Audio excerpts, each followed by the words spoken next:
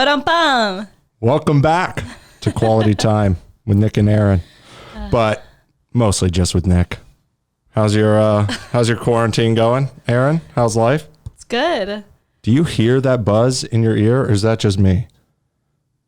I mean, I kind of hear it, but not really. Right? What was that?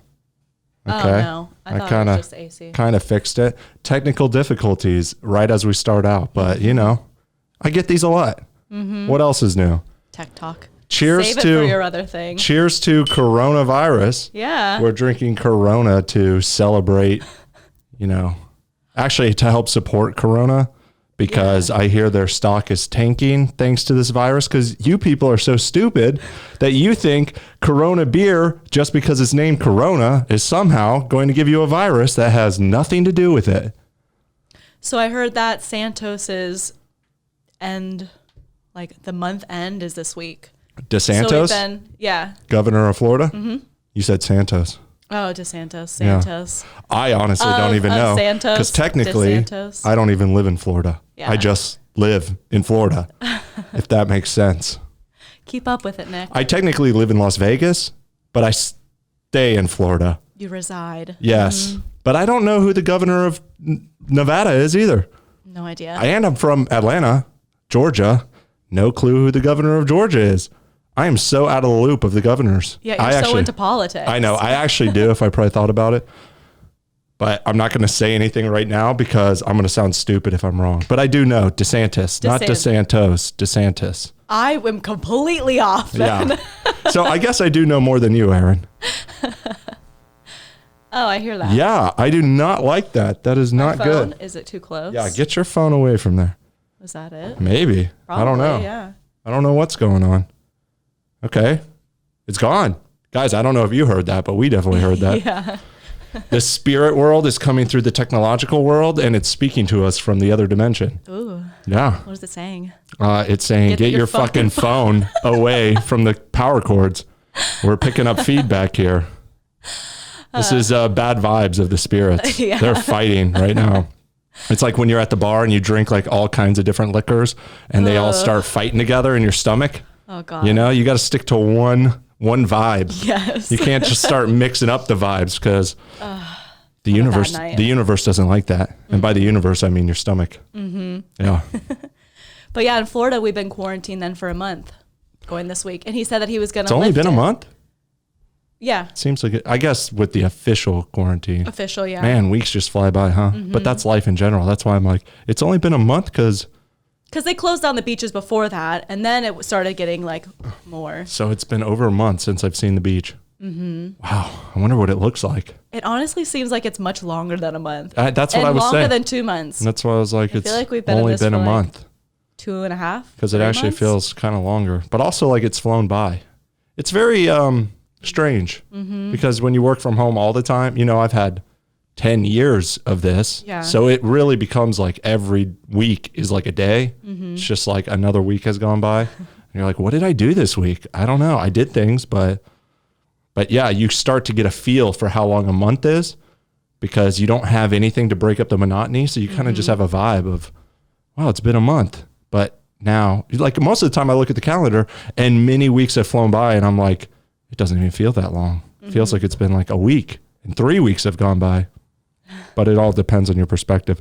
The cat did join us. Oh. I was wondering if he was going to stay out there or if he was going to come in here. Because if you start meowing, cat, well, first we're going to have to put you on the podcast, and then we're going to have to kick you out. He's not even looking at you. I know. He's like, can I just turn my back to you and be near you? Oh, yeah. Okay. Anyways, our cat Taco is interrupting the show. But I don't even know what the show's about. We did stick to our promise. Mm-hmm. And we made an episode on Sunday. Yeah. We finally got back into it last Sunday. Mm-hmm. I just uploaded it. Guys, go watch last week's episode. It's called Quarantine TikToker. And now it's called Quarantined. I don't know. We're still quarantined. Nope. Yep. But we're not TikToking this week because I got banned. Not permanently, just for a week. But that means I have no TikTok news. So this week we can talk about quarantine. Chicken coops. Chicken coops. That's what Erin wants to talk about. Let's not talk about the spirit of the universe talking through our technology. Let's not try to name the governors all across America. Let's talk about chicken coops. Yeah. Why do you want to talk about chicken coops? Because I'm going to get a chicken coop. Yep. Look, we're about to get some chickens. We're becoming one with our backyard. Mm-hmm. I've seen a lot of my friends, or like a few of them, have made gardens in their backyards. That's what I want to start doing too. And then also a chicken coop so we can have eggs all the time. I'm kind of excited to have little pet chickens. I know, me too. Especially when you get them and they're tiny and they just like latch on to you. Yeah. I guess coronavirus. Tickle in my throat. You okay there? Mm-hmm. Do we need to hook you up to a ventilator? I think that might be the cause of it. Guys, maybe there is something onto that Corona idea because she just drank a Corona and now she's already coughing up a storm. I don't like Corona either. The buzz is back. I don't like this, guys. I don't like it. I don't think you guys will probably hear it on the final thing, but it is quite annoying to me. Okay. But yeah, I just did a bunch of yard work. I cleaned up the area to now have a chicken coop. Start building that. You're always working on something in the yard. Yes. But this I have a giant, massive yard. This time you're working on the chicken coop. Mm-hmm. So you just decided out of the blue you're going to get a bunch of baby chicks. I've been thinking about it for a little bit. Yeah. Mm-hmm. I know we had talked about it before, but now you've actually planned a little area. Yeah. We don't have the coop yet. No. But we don't have the chickens yet either. I have a little box that I've held on to forever. I've probably had this box for about a year. I found a wooden box on the side of the road. She's always doing that, by the way. I am such a trash picker. She literally will come home and be like, I found this thing. I'm like, you are constantly bringing home garbage, Erin. These aren't great deals. These are pieces of trash that somebody threw out. I recycle. Yeah. And now I'm going to build a chicken coop with it. I know. I mean, you did bring me home a desk once. Yeah. Which I used for about one day before I was like, I'm claustrophobic at this desk. And I threw it outside. And then I built a desk I could actually expand and create an empire from. I have lots of things in this house that I found on the side of the road. That's true. And it looks really nice. What are some of the other ones? Nothing in this room. No. Except for these plants that she literally dug up from her backyard and then made a plant from. So I guess that is pretty. I'm nifty. This is nature's garbage, but it looks beautiful. Yeah. It really brought the room together. Mm-hmm. If you guys go back and see one of our early episodes, we didn't have it and it just was lacking. I know. And now it seems complete. It's very nice. Really pops on the dark blue. Yeah, speaking of things for this room, I wanted to get this giant earth ball. I know. You sent me that and that would have been awesome. Yeah. Venn Designs or something. Well, they got to pay for our promotion here. No, we have 200 get a discount. We have 220 subscribers on our channel and you're about to send that big of an audience over to some brand that's not even paying us. Erin, Venn this Design. is not good business, okay? VENN Design. No, we don't. Okay, that's fine. You can go check it out. It's $400. Yeah. So actually, maybe if one of you guys goes and buys one of those chairs for $400, I think they should at least throw us 10%. I agree. Right? Mm-hmm. $40, please. Yeah. But that'll also buy just one day of Uber Eats. Yeah. Take it off of my purchase. Because I really want that giant earth ball to You were sit thinking on. it was going to be like $100 and $150 $400. max. That's how these online stores go. Here's my stimulus check. Yeah. I know. You did just get in your stimulus check. Yes. We were talking about this last week about how incompetent the government is. Mm-hmm. And wouldn't send her stimulus checks, but you finally got yours. Yeah. Even though they said they were going to direct deposit and then they just sent you a check. No, they sent it all direct deposit one day. And so then I went online to see if they would maybe do it, but they probably already sent out my check. Well, that's cool. I'm glad they sent you a check. I don't get anything apparently because it is straight up telling me payment status unavailable. I'm like, oh, wow. How convenient. Could I look up what it is? No, just that's all. Payment status unavailable. You're a small business. Probably. I'm like, so I've been paying all these taxes all these years and filing all this. I pay my taxes every year. And then. But as like a small business kind of. Yeah. Yeah. Even better. I'm helping the economy and I'm helping America grow. Yeah. I know. No. You'll get screwed over. You have to like pay it back. I know. I'm always the one who gets screwed over. Mm-hmm. Always. That's what happens. To climb anywhere in life, you just have to jump through all these government hoops. I don't even know what I'm talking about now because this thing just won't stop buzzing at me. So that documentary that we just watched. Yeah, go on. About Gabriel Fernandez. Oh, yeah, that was. God, that was so sad. Go on. You're going to have to fill the silence while I troubleshoot this. Okay, so I guess I'm going to have to fill in this story? Yeah. It sounds good right now, but I got to figure out what that is. You're better at explaining things. Yeah, that's true. You guys heard it here first. I am better, even while I'm preoccupied.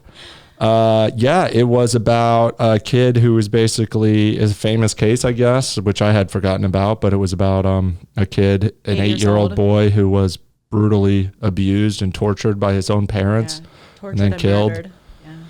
Very sad story, and it kind of goes through the whole case. And it kind of, I feel like it was kind of in line with what we were talking about last week too, about all these kids who are stuck at home because of the quarantine. And what if they're in an abusive home? And then you were even saying, if you were a teacher, at least you could check. And that's exactly what the story was a teacher basically was the only one who noticed this and was calling the authorities, but it was just not going anywhere. And every time she would call, he would get beat again. Worse. So she was even afraid. She even got to the point where she was like, I don't know if I should even call because I don't want him to get more beat. So I hesitated to even report it. Yeah. And then she still did. And then he was soon dead. Yeah, he was out of school for like 13 days or something after that. And then when he came back, it was like even worse. Like his head was all, I don't know if it was burned, but it was like his cigarette burns, skin, hair cut off. Yeah. We don't want to give away the whole, you guys probably have heard about it or can watch it on Netflix. Yeah. Just extremely horrific. Yeah. Why? What brought that up? I was just because we watched it yesterday. Oh, it's on your mind? Yeah, and the death penalty. How do you feel about that? In what context? In that context? Because that guy did get the death penalty, but the mother didn't. That was fucked up. She got a plea deal.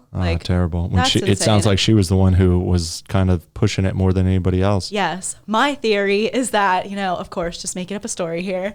I think that female privilege. Because when they were in the jails next to one another and they had the, what's it called? Surveillance listening in, and he could hear her talking, and she was talking about trying to collaborate their stories and make them the same. And then she started talking very sexually to him and stuff.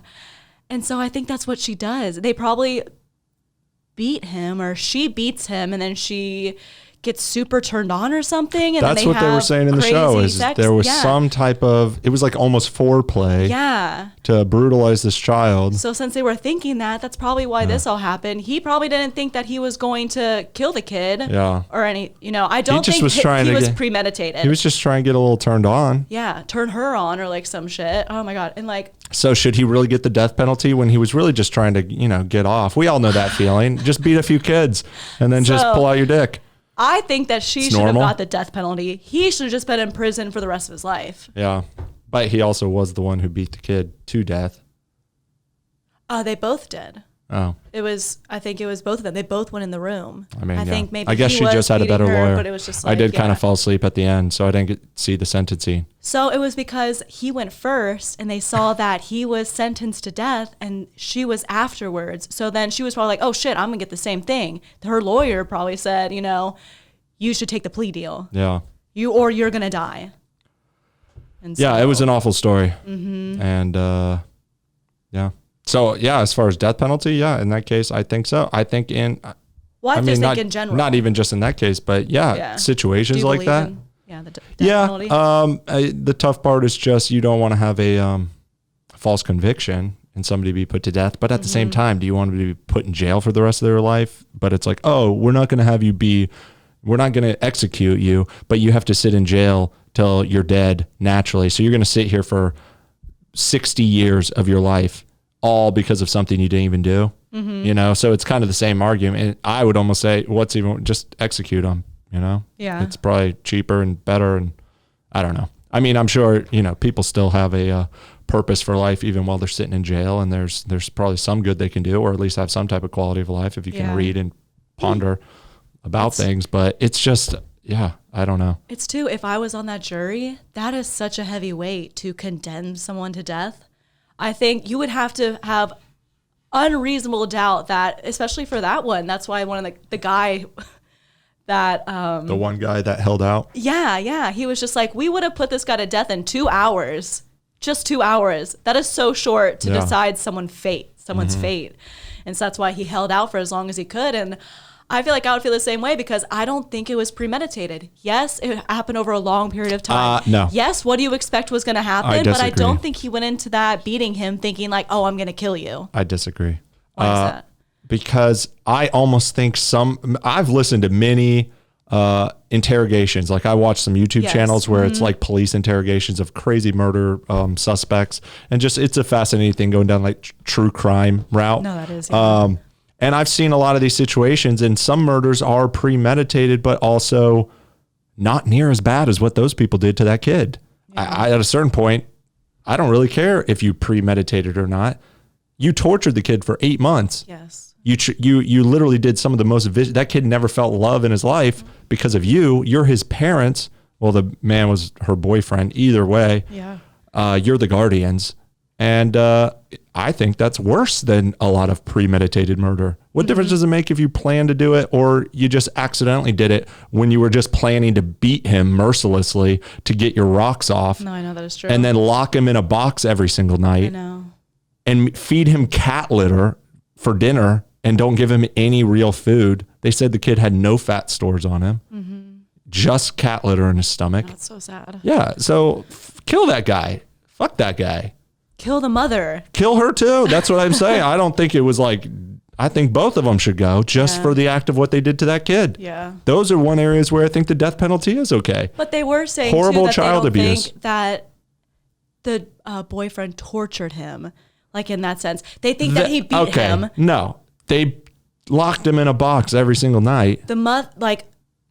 Why wasn't it the mother that did that? Why does he have to be grouped in with that, you know? Well, I see what you're saying. And then he's like, oh, well, I'm not going to go against her. You know, this is Monday morning quarterbacking. It's is we weren't in the going and putting the kid away, and then the mom's like, I don't want this. Like, you know, well, then she would break up with him. Either way, they're slime balls. They're horrible, evil people to be able to do that. I'm not defending any of their actions. I know. It's just it is an interesting debate. I feel like it should have been flipped. But I'm not even, you know, we talked about, you know, abortion on previous ones. If I'm okay with you killing a baby that's inside your stomach just because of circumstances, I'm pretty open to killing somebody who tortures and beats small children for no reason. Yes. You know, I don't have some life is sacred ideal of we should never murder some. No, we absolutely agree that it's okay to kill things in many instances of life.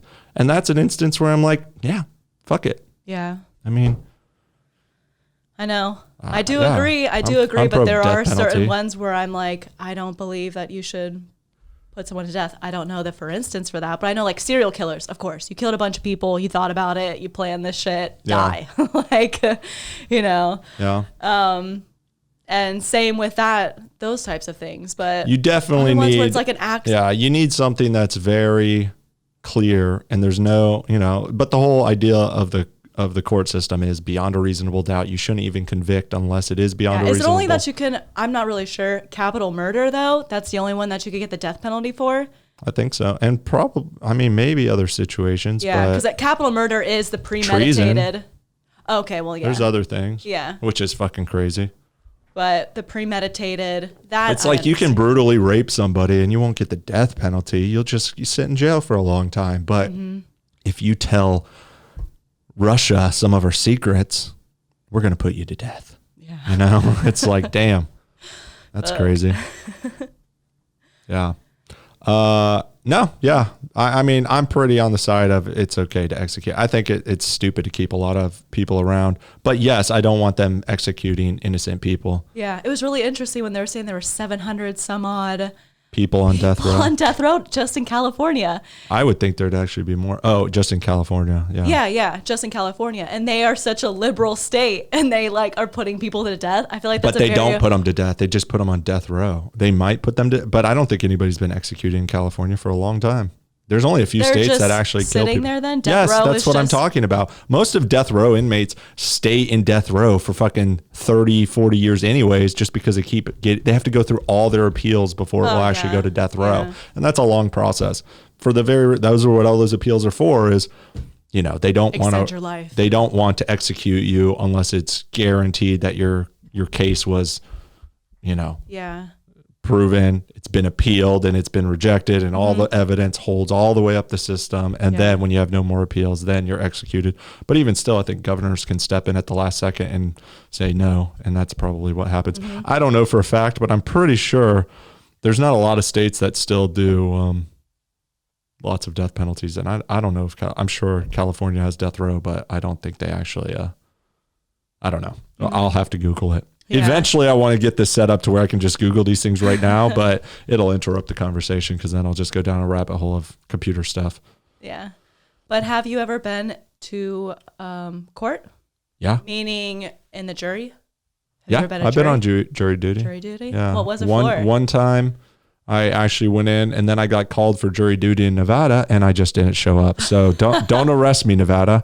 Come and find me, coppers. We will have to continue that story in just a minute after this commercial break. All right. Okay. See you in a second. And we're back. I caught you on your phone, Erin. We morphed some new beers out here. Oh, you brought a... Yeah. You know, I don't need it yet. But... Gotta celebrate the Corona properly. Yeah, I was called to jury duty. And then I didn't go to the one in Nevada, so obviously don't come get me. But I was out of town for like a year. I was staying here in Tampa, as I still am when I technically live in Nevada. Oh, you were called while you were staying here? Yeah, Steve had sent me the things from out there. I was like, yo, you got jury duty. And I was like, yeah, well, I'm not coming I'm not going to do it. It's like, I know I should call and let them know, hey, I got your letter, but I'm out of state. But I was thinking, like, how would I get your letter if I was out of state? Yeah. So it's mixed the excuse, which was a legit excuse. It's not even like a made up lie. I straight up was in Tampa for a year. And I was like, if they come to find me and I say, yo, I was not even here. Yeah, I got your letter. I mean, why would I have the letter? You know, I was never in Nevada.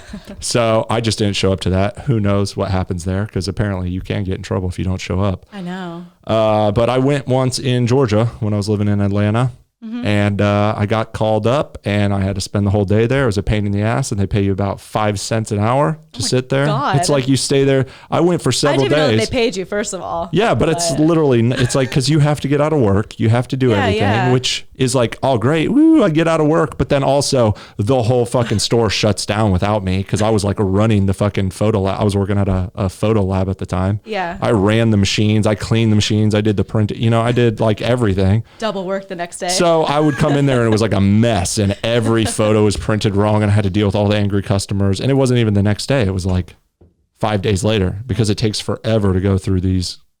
The jury duty. Oh, so you actually got put on it? No. I just got called, but I had to keep going and waiting because it was a big case. I guess it was a grand jury thing. I think it's been so long. I kind of forget. This is like well over 10 years ago. Do they kind of tell you what it's about or no? Yeah, it was a domestic violence thing, but I never heard the details of it. But they called me up and then the lawyers are like asking all these questions and you don't see the court when they're doing all this. You're basically just sitting in a waiting room for days. Yeah. You're just sitting there. And I God. don't even think we had iPhones at the time. So I'm just sitting there like, playing Snake on my old Nokia phone or something. There's literally nothing to do. I don't even remember. I was probably just sitting there going fucking nuts, hating life. You're just sitting there and then you're constantly trying to make excuses of like why you need to go. It was like being in detention is what it felt like.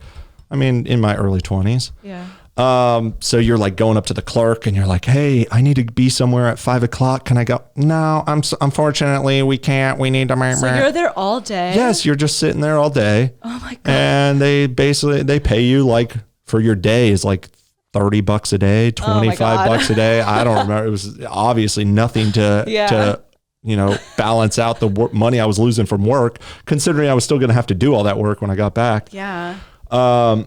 And then they eventually call you up into the courtroom, at least what they did for me. And then they had the lawyers being like, so we're going to ask you a bunch of questions. And they bring you up in batches, I guess. And they were just kind of, both sides ask questions for whatever reason that they come up with the questions. The lawyers have a specific type of person they're looking for. And they're judging the pool of people like, oh, we got a black person. We got an older person. We got a young person. We got, whatever demographics they think is going to be. No, I know. Good for them. There's this great show called Bull on like TNT or something like that. I don't know. My mom watches it and sometimes I watch it with her.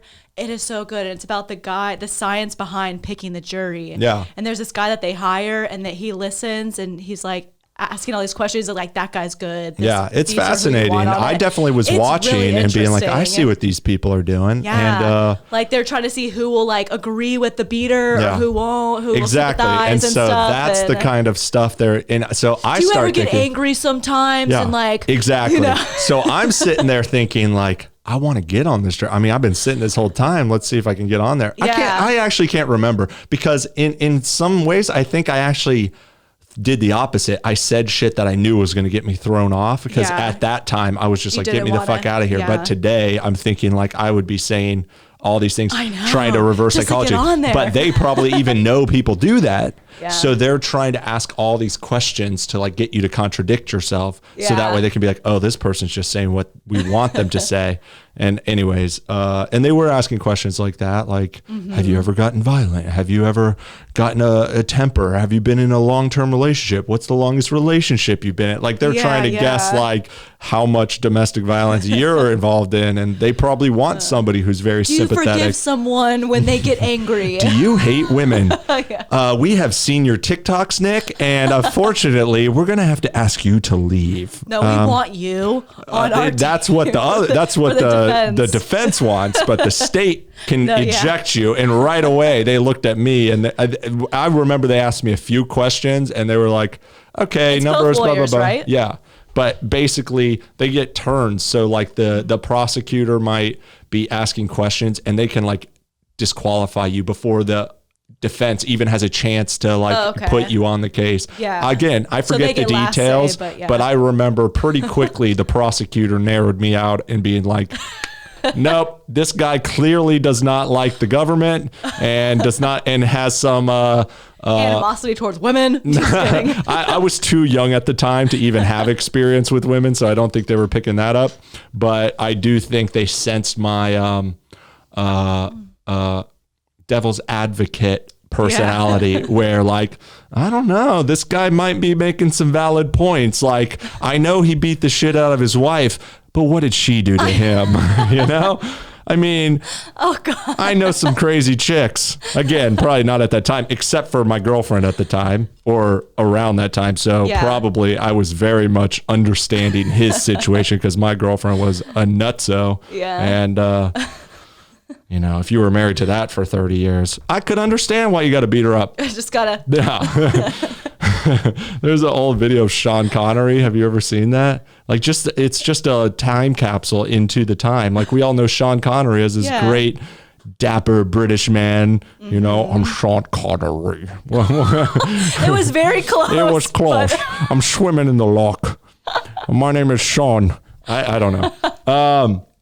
And there's this old video of him from like a Barbara Walters interview from like the 80s or early 90s. So it's not like that long ago. And she's like, you've been on record saying it's okay to hit a woman every once in a while. And he's like, well, Barbara, you got to understand sometimes when you're in a fight and you've said all you can say and she just won't let you have the last word. Sometimes you just need to slap her. Oh my God. You just need to hit her.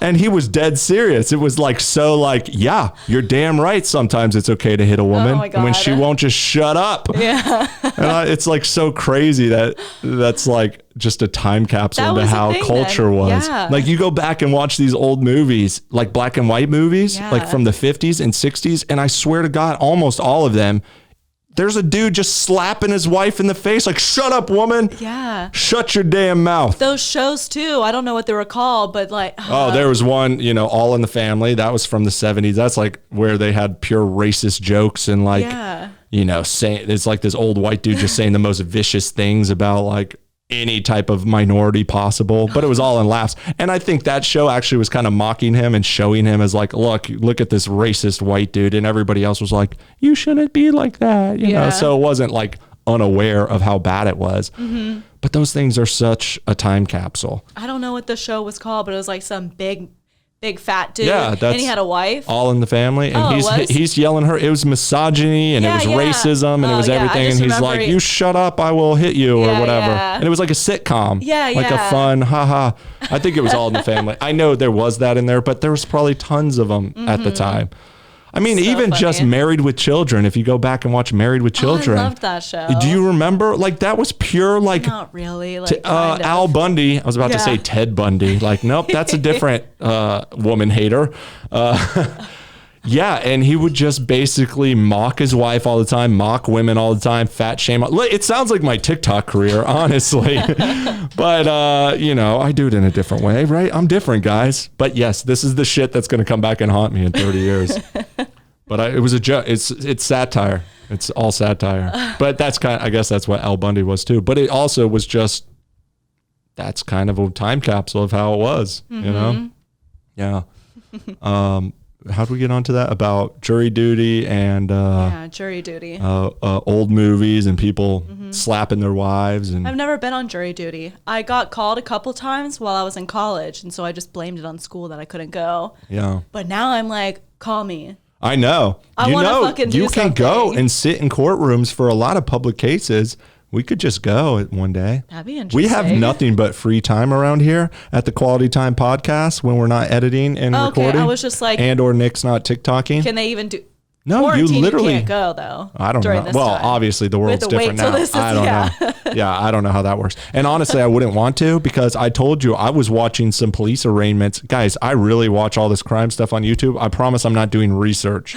I'm fascinated with true crime. And then things pop up in my my homepage, my recommended videos on YouTube. Yeah. And I was watching one that's like a current case that I've just been keeping up with.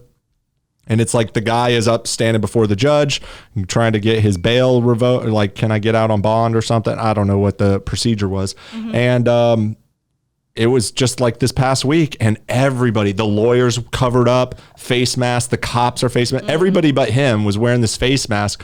And it's just so weird, because you're looking and you're like, here's a lawyer who's all suit and tied up, completely like done. And a big part of being a lawyer is being a good talker, being charismatic, using your personality to try to sway the judge one way or the other. And that's part of what being a lawyer is. It's a performance art, just like being a comedian or being an actor or being on a date. You know, you need body language and you need facial expressions. For sure, yeah. And they're all covered up, which our brains are just wired to look at like, I don't trust you. You're a criminal. You're sketchy. You got a disease. It seems like something that's not good. Was it a nice mask?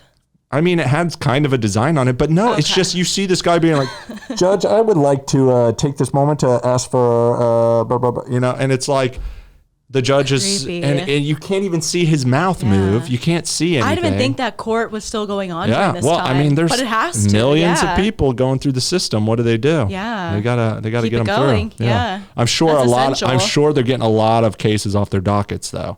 You know, like a lot of times court systems are backed up, and they just need to clear cases off. So prosecutors will basically give you big deals and be like, look, do community service, blah, blah, blah. Here you go. Get out of our system. Let's. So without you going to the judge. Yeah. Like they'll just try to make it you'll be at court. Like I've been arrested a few times and I've gone through the system a few times. Don't worry. I'm a good person, but you know. So have I, but also I never actually went to court. Oh. My lawyer did. But I did. A lot of times I was my own lawyer. I went and kind of did my own shit. Oh my God. It was terrifying. It was, dude, I'm a crazy person. I can't believe I got away with some of the things I've gotten away with. Yeah. You know, life, the universe has a purpose for me bigger than going to jail. You're meant to be here. Yeah. And I think it was a good thing, because I remember one time I was going and I personally went up to the prosecutor to ask her, like, come on, look, this was not that big of a situation. This was like, this happened and it was my friend and blah, blah, blah. And she kind of could see like, you're a good kid. I know. And she just kind of gave me a deal. And That's I was awesome. like, thank you so much. But if I went up and I was like, come on, bitch, like this is bullshit, blah, blah, blah, blah. Yeah. She's like, okay, let's go ahead and put you to the, yeah, exactly. That's the thing with my last court case. I should have went, but my lawyer said you don't have to go. I'll go for you. And he was like, oh, well, I got you off of a year of probation, this or that. Like, I have to go back for another case. because I had multiple court dates with that. And he was like, I got you off of this. I have to go back again to get it lowered down and stuff. And I was like, that was actually a thing? And then you got to pay a lot of money for that. Yeah. And I was like, holy shit. I'd rather just get the year of community service. That wasn't an option. I had already done community service in my past. You were going to go to Slammer. Yeah. Yeah. Probably. So was I. And so that's why I was like, holy shit, I should have gone with him, because then they could have saw that I am just a sweet little girl, and Erin, I promise I won't do it again. It was for 0.6 grams of marijuana. You realize I have a very diverse audience, and right now you and I are demonstrating our white privilege. Oh. How we could just show up in court. We could just show up in court and just say, look at us, we're not bad people, and then we just get let go. That's basically what you said. Yes, is you but would I have be better a good off. Vibe. It's just about the vibe. It's true. That's what I think too. So it's not a racial thing. No. That's how I feel also. Yeah. Is it's just I have a good vibe. Yeah. And people like my vibe. Yes. Some people hate my vibe, and that's the risky part. That's why you want to get a lawyer, because the lawyer knows the judge oftentimes, or knows the system and knows a lot of people in the system, and can kind of maybe get a different lawyer on the case, or, there's a lot of things you can do. Yeah. But people who do their own shit, it's like, yeah, you might woo over the judge, or you might woo over the prosecutor, but you also might make them hate you. And that's a gamble. I can't believe you took that risk. Yeah. I mean, you do have a good vibe, but still. It was stupid to take that risk. Yes. Well, this case, look, I've been arrested a few times. This was a case where it was an obstruction of justice case. It wasn't like a big thing. What is that? Basically, the cops arrest you just for being, they just are assholes. No, yeah, I meant like, when was that? What time? That was the second one. That was from the fight. My friend got in a fight, and then I basically helped him get away, and he ran from the cops, and I surrendered because I didn't think I was in trouble, because I didn't do anything wrong. And then they were making me rat him out where he went, and I refused. And I said, snitches get stitches. And they said, oh, yeah? Well, not snitching gets you an obstruction of justice charge. You have obstructed justice, young sir. This is a land of freedom and justice, and you've obstructed that. You have to rat out your friend. So because you didn't rat out your friend, I'm going to throw you in a fucking cage with a bunch of criminals. Are you friends with him still? No, fuck that dude. Fuck that dude. Fuck that dude, because that dude went to jail and then got out with his rich fucking parents and left me sitting in there for protecting his ass, and just was like, you're on your own.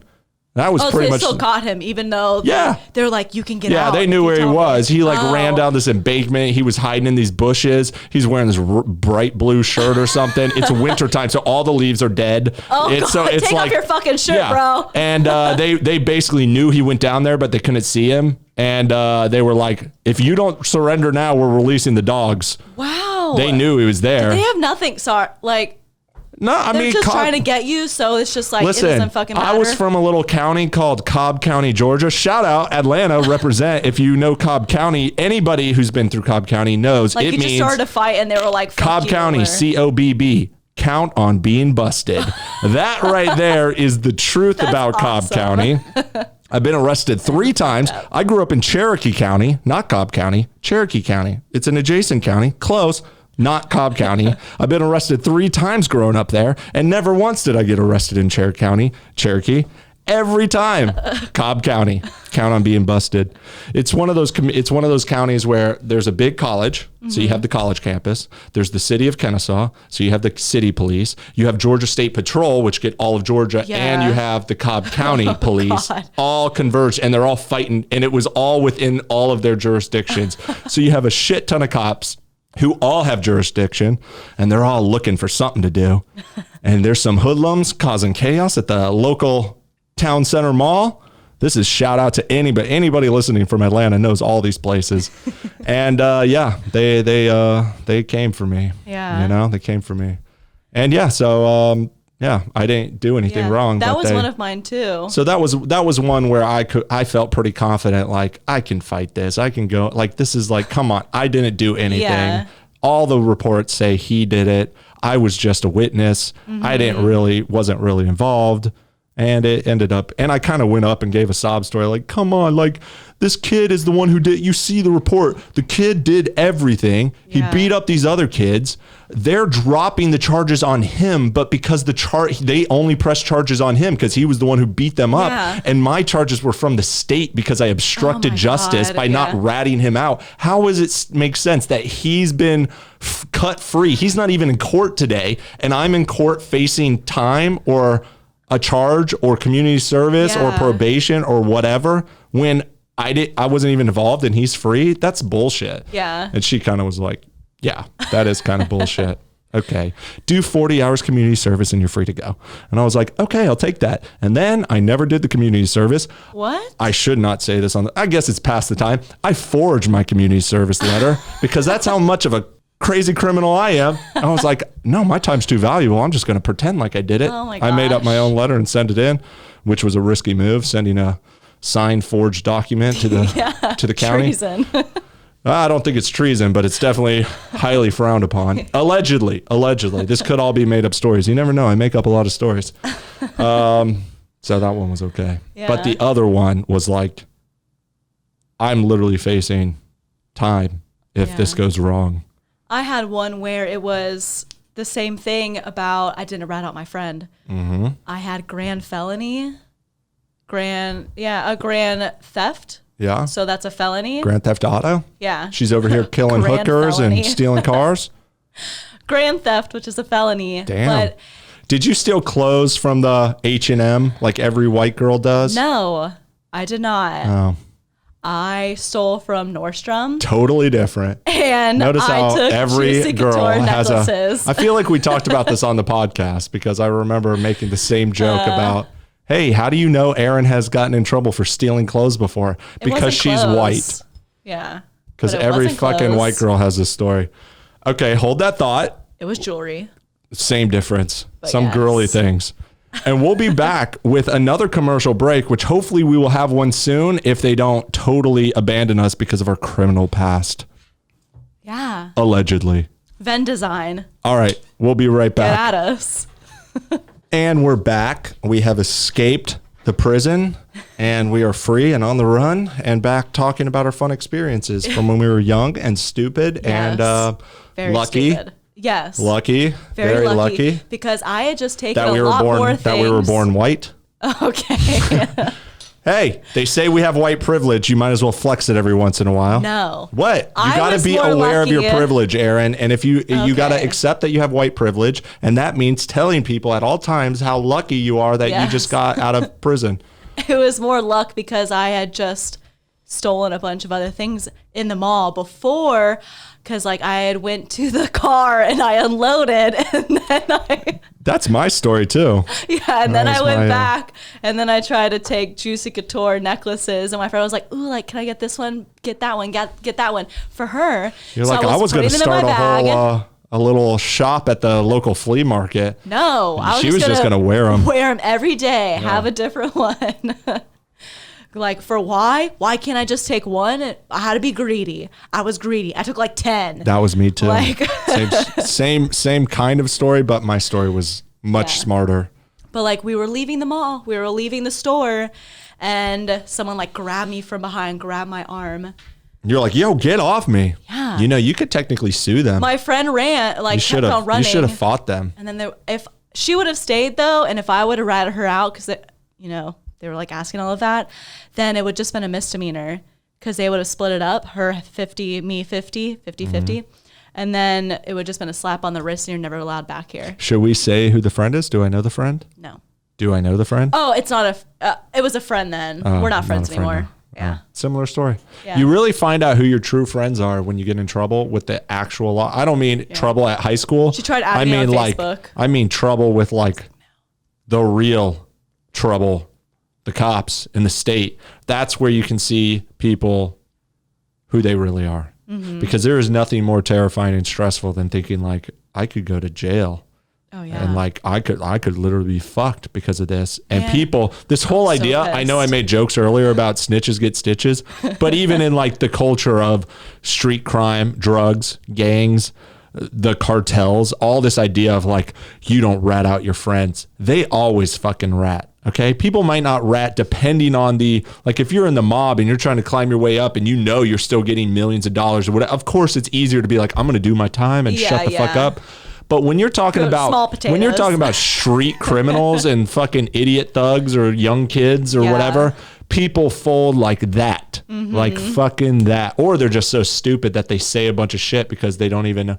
The amount of young kids who just think they can talk their way out of shit, and then you just tell the cops everything because you don't realize like all of this is being used against you. Oh yeah. It's like, I mean, not even that. I told you, I watch all these murder investigations and like, I'm talking like serial killers and shit that have thought this shit through. Yeah. And even still, it's like they say too much. Yeah. They just say too much and they try to be your friend and it's they're just like I can talk my way out of this, and it's like, no, you can't. These people are professionals. Mm-hmm. You're not ready for this. They're recording everything, so everything is just held against you. What you do is you shut the fuck up, and you get a lawyer, and you don't say shit. Yeah. But that's the thing people don't want to do. And that's what we're going to teach our kids.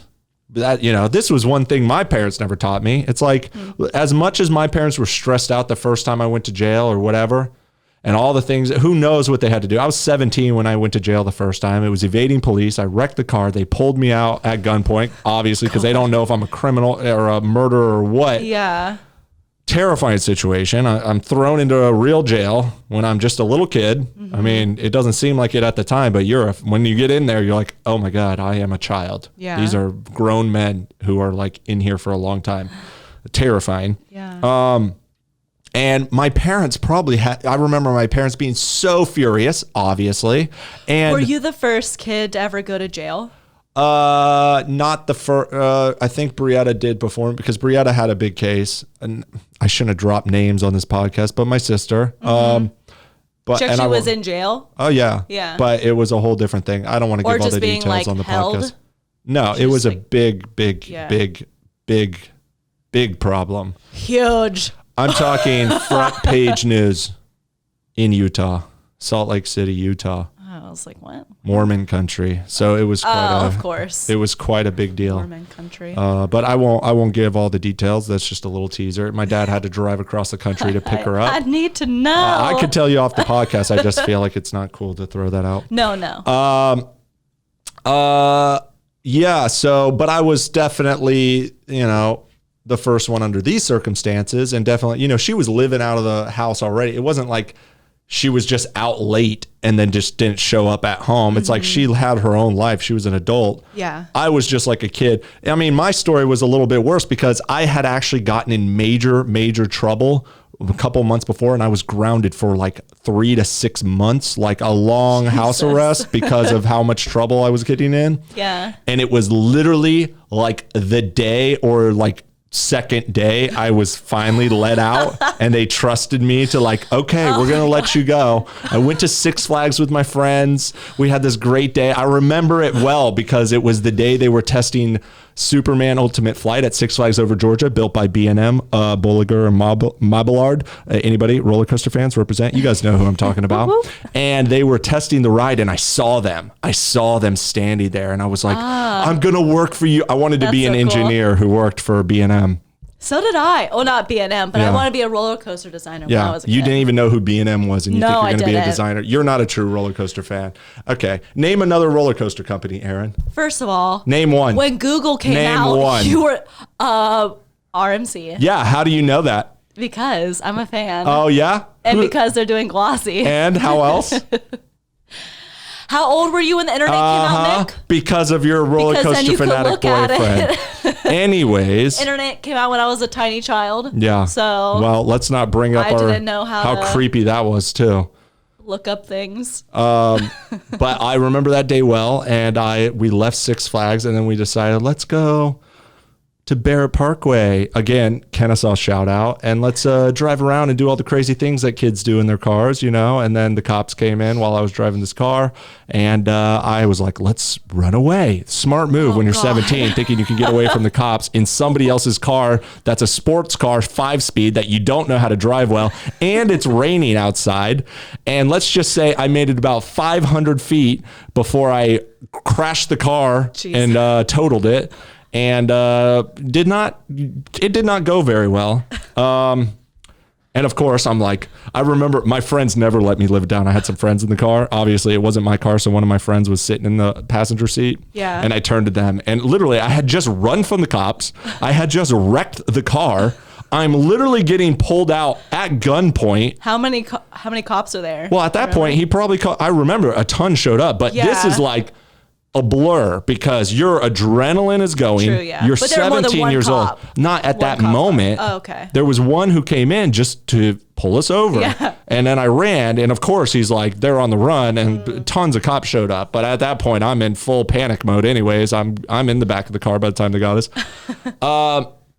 And I literally just wrecked the car. I have no idea about the legal system. I have no idea about police. You know how informed I am now about don't fight the cops. Yeah. You put your hands on the wheel, respect the cops, don't let them know you're a threat.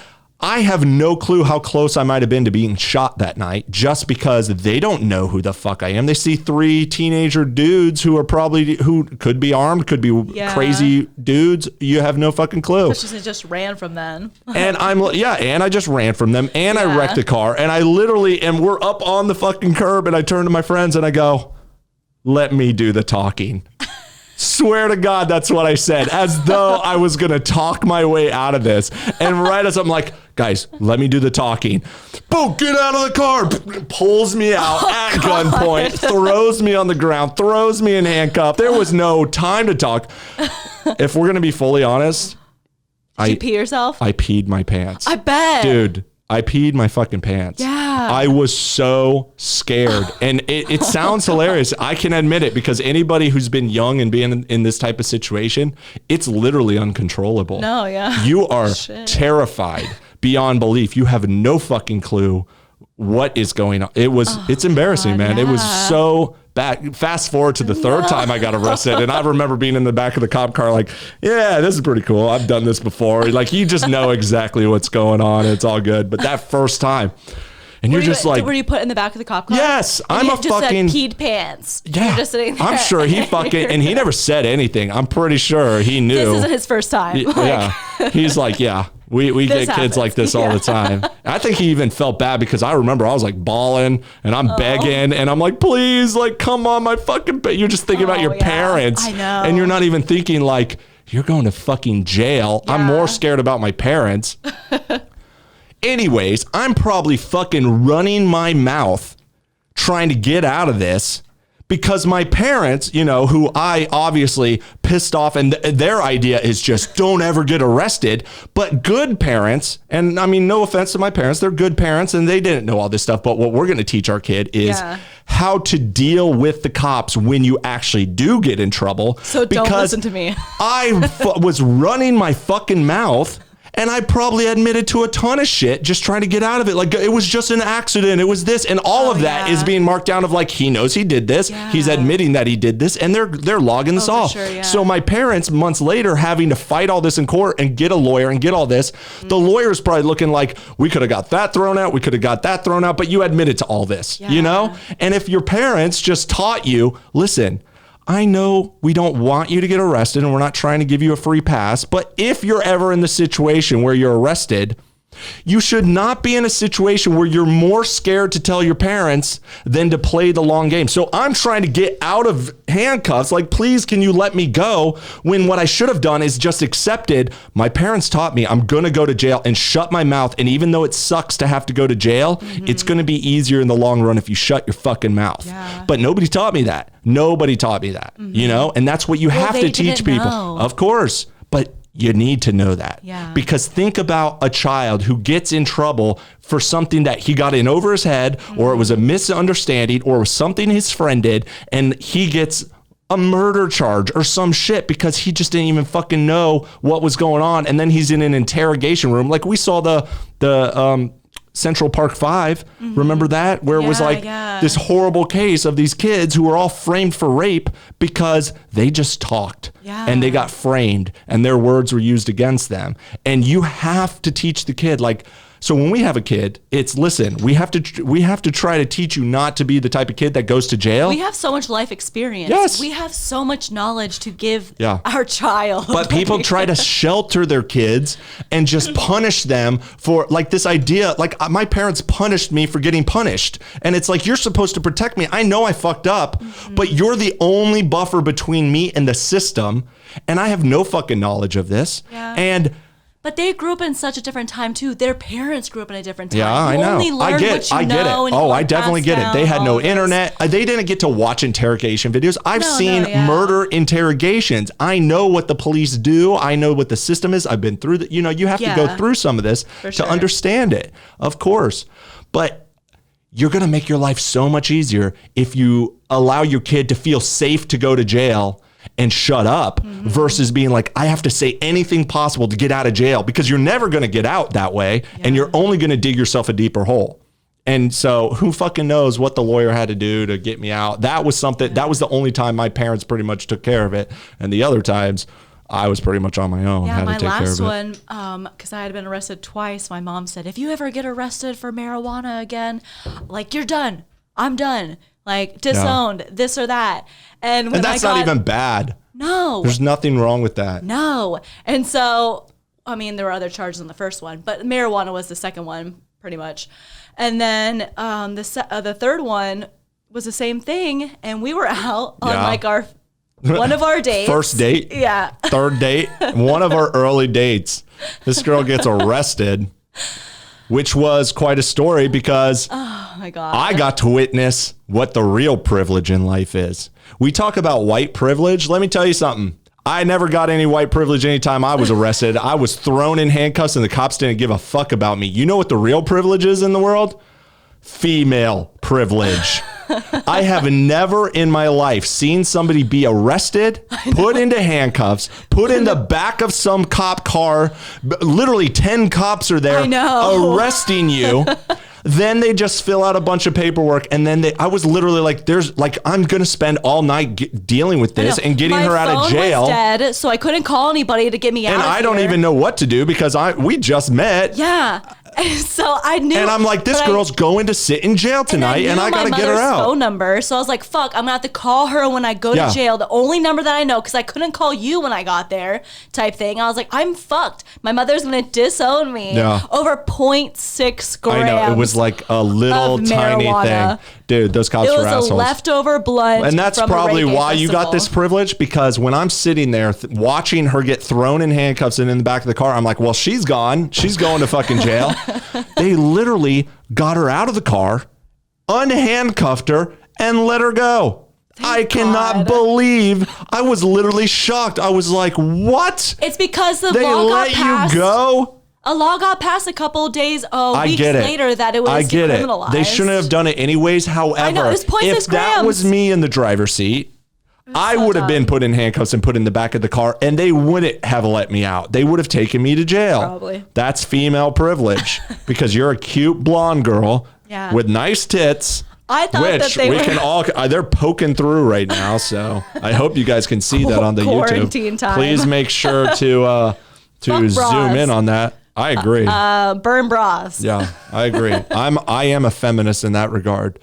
No slut shaming. I say all women be sluts and be a proud slut, and I will support you. Not a slut. I don't mean that. I'm just giving a build up and the no bras thing. But you kind of are both. You're no bras and a slut. Somebody left a comment on our YouTube on one of our podcasts. It was so funny. It was like, because there was a podcast where we were talking about something and I made a joke like, oh, I couldn't be with some young girl. I need an old, mature slut like you. And the guy and you got offended that I said that. And the comment was like, Nick calls his girlfriend an old slut. And Erin gets mad and says, I'm old? Like, doesn't even care that I called her a slut. Just don't call me old.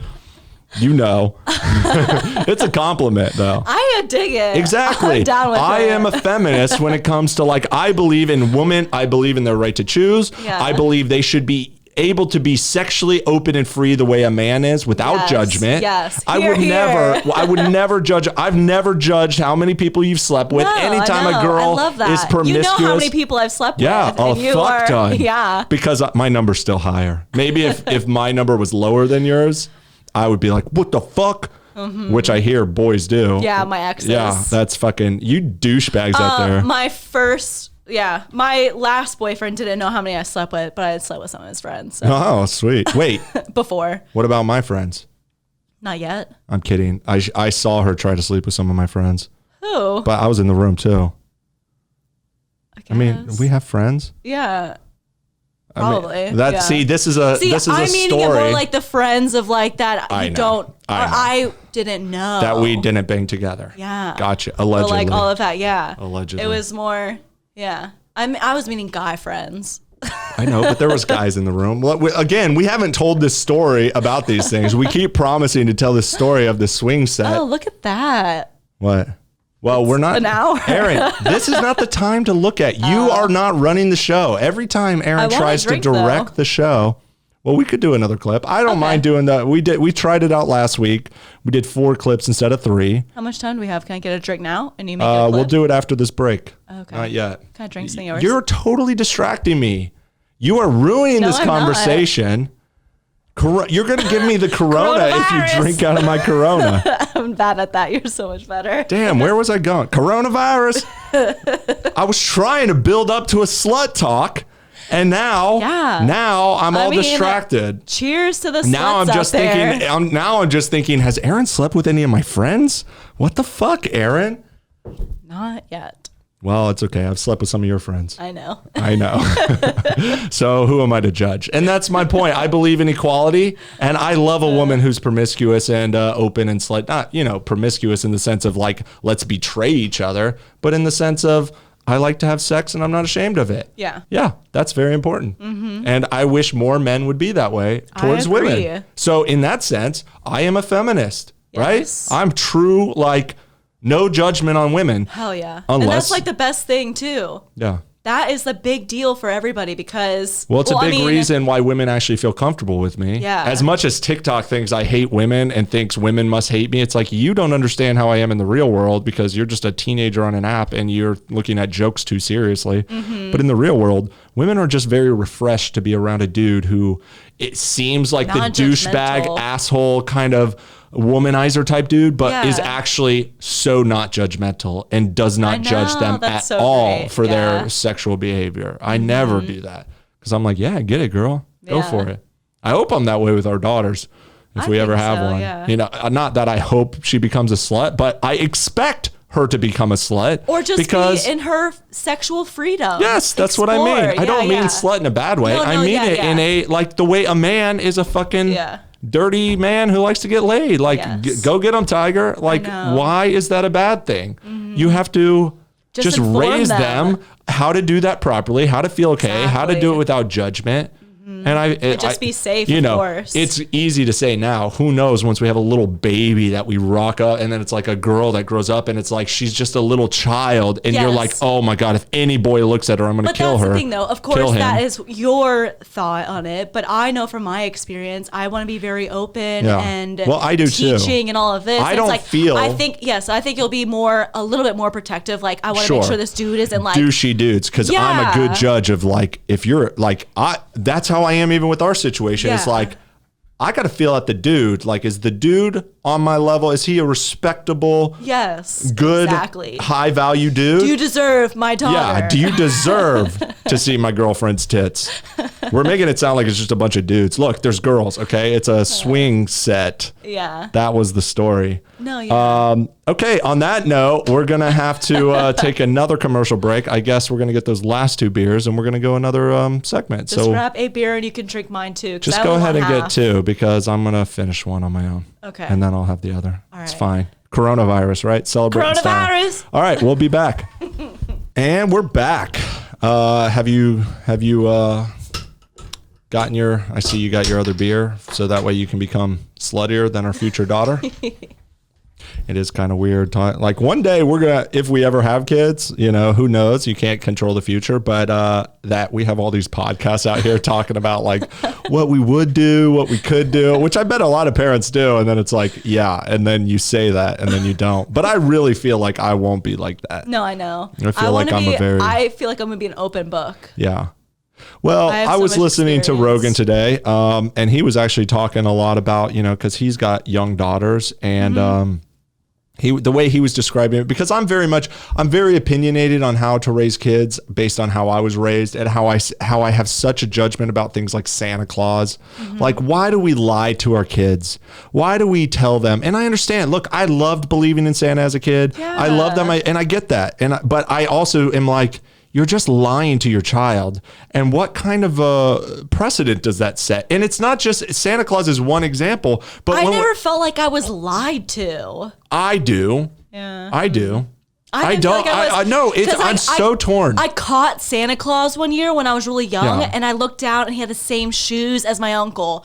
So that's then when I found out. I don't want to make this a story about Santa Claus. No, but then I wasn't like upset about it. Yeah. It was just like, okay, whatever. But you're not. I never got. You're not.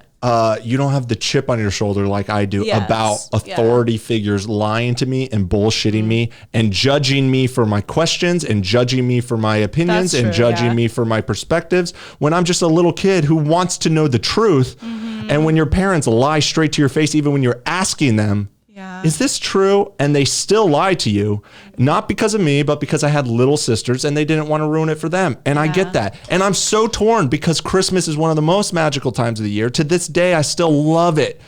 And I'm anti-religion. I hate Christianity now. I hate the whole idea of being lied to. Yet Christmas comes around and I'm just like, Santa and music. And like they really did create a wonderful, magical thing. And of course, I'm so torn because I do want to have that for my child. But I also don't want to lie to my child. So I think it's not about Santa Claus. That's just one example. Yeah. But I think the best way to do it is when they get old enough to ask, you tell them the truth. You don't lie to them, right? That's how you deal with it. Yes. But let's not talk about Santa. Let's talk about things like cuss words. My nieces and nephews, I go up to see my family and they're all grown up now and it's like, don't say that word. Don't say that word. Nick, watch your language. And it's like, they're gonna say it too. Like you guys all say it. We all say these words. Yeah. Who are we pretending these words are horrible to? Why protect the children? Why not just tell the children, hey, these are certain words that are very strong words. And this was the point I was building up to that Rogan was talking about on his podcast about having young daughters. And he is of that mindset too. He's a comedian. He talks nonsense with his friends all the time. He's very makes crazy statements all the time. And that's very important and has very strong opinions. But then he's like, when he's with his daughters, he's like, but I have to pull that back. And even I'm like, yeah, that's fucking weird. I think that's so silly that you can't just tell your young children like what these things are in the world. But he made a pretty good analogy that actually made sense. Is like, we all know war is a real thing, but you wouldn't sit down with your 4-year-old and just be like, let me show you the most vivid, crazy war video where people are getting blown up and be like, it's important that you know this. You kind of do bring it in a little bit. And when the time is right, when they're a little older and can handle it, you tell them. And so I'm sure there's going to be a level of that when I'm a parent of, even though I strongly believe that words are not magic and cursed, you can say the F word, fuck. I just said it. It doesn't have magical powers. And I'm not going to flip out if my kid says fuck. Yeah. I'm probably going to laugh and just teach them like, hey, you can't use that everywhere. Use it in the right times. Don't overuse it. This is an adult word, but you're going to say it too. We all say it. But a lot of parents will go, don't say that. You're not supposed to say that. Let me wash your mouth out with soap. Like, you're a terrible parent if you do that. You're a terrible parent. I don't give a fuck what your motivation is.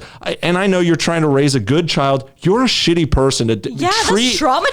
To treat a young person who doesn't know about the world like they're supposed to know better. Instead of fucking word. And then you say the word all the time. all the time. And you can't just be, and parents do this when it comes to sex and relationships and movies and all these things. You don't do that. You don't do that. You don't do that, and judge them. And that's why kids get into this position where they're a teenager, where the last thing they want to do is tell their parents anything. Yeah. And then they end up getting pregnant because they don't know about birth control. Yeah. They don't know about sex. They don't know what's going to happen at a party. They just don't want to get in trouble, so they keep it to them fucking self. Yeah. And they're going to do what everybody does, which is the second you get a boy who wants to kiss you when you're a girl, you're going to probably kiss him.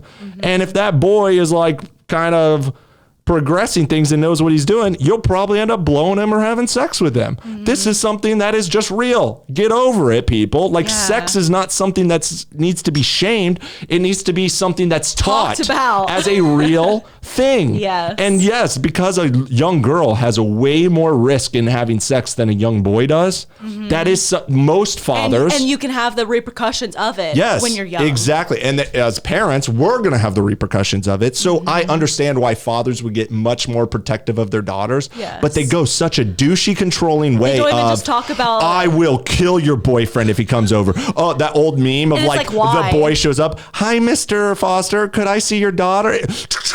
You don't get her back by 9 o'clock, I'm going to shoot your ass. Like, you're a terrible father. Yeah. Guess what? And you patting yourself on your back like, yeah, I'm a good, strong man who protects the women in my life. No, you don't. You control the women in your life, and you shame them for their own sexual urges that are completely normal and natural. And so when I found out, you're a terrible dad. Like, my parents would always say, you're not allowed to date, or my mom, I don't know, maybe my dad too. I wasn't allowed to date till I was much older. 16, 18 type thing, you know, much older. But I got a boyfriend when I was a freshman, and my mother was so against it. My dad was like, invite him to So you were 15?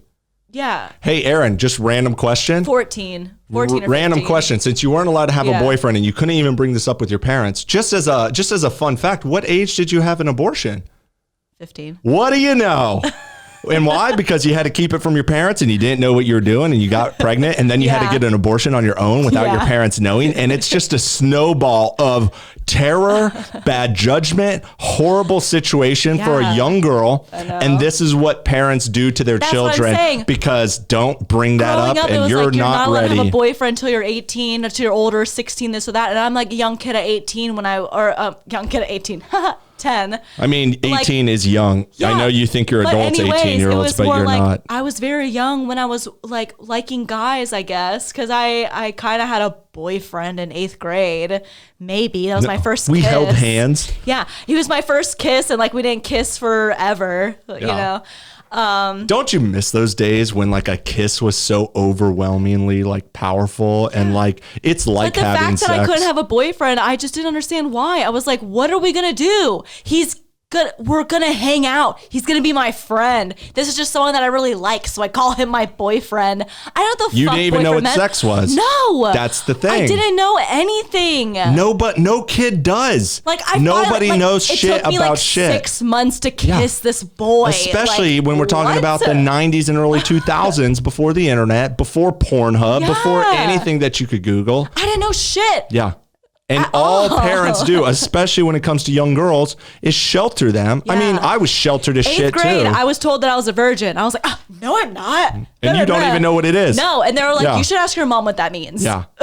I remember the same thing. And I was like, oh shit, I guess remember that's bad. I can't ask that. I remember asking a friend when way back when we used to ride bikes through the neighborhood, you know, way back when there was no cell phones, there was no anything. It was just like you met up with your friends and you rode bikes. Yeah. And I remember he was one of the older kids in the neighborhood. And I was like, what is a condom? And he was like, it's like a balloon that you blow up. And like, even he didn't, he was like teaching me what a condom was, but he made me think it was like a balloon. But he was kind of right. It's like a balloon you put on your dick, you know? Yeah. But I didn't even fucking know what a condom was. If I had sex around then, how the fuck would I know how to get a condom, how to put a condom on? How do you teach kids to do that? You let the school system do it? Oh yeah, that goes really well. It's a bunch of kids just laughing because she said penis.